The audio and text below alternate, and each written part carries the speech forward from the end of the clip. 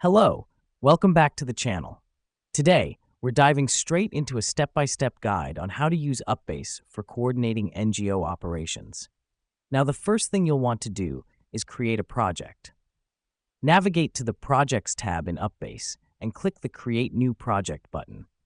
This is where you'll outline the broad details of your undertaking. The reason we do this is to provide a central hub where all project-related information and tasks can be housed and accessed by your team.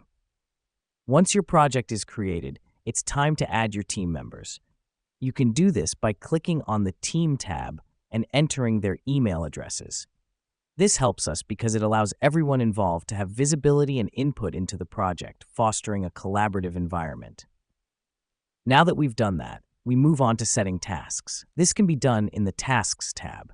Here, you can assign tasks to team members, set deadlines, and track progress. Let me explain why this matters. Creating tasks helps to outline what needs to be done, who is responsible for it, and when it needs to be completed. This is crucial for keeping your project on track and ensuring everyone knows what their responsibilities are. Next up, we utilize the Discussion feature. This tab allows team members to communicate, share ideas, and provide updates.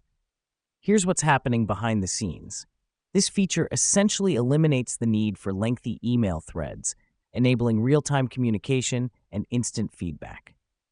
Lastly, it's crucial to keep an eye on the Reports tab. This tab provides an overview of the project's progress, showing what's been done, what's pending, and how much time has been spent. The reason we do this is to ensure that the project is moving forward as planned and to identify any areas that may need extra attention or adjustment. And there you have it.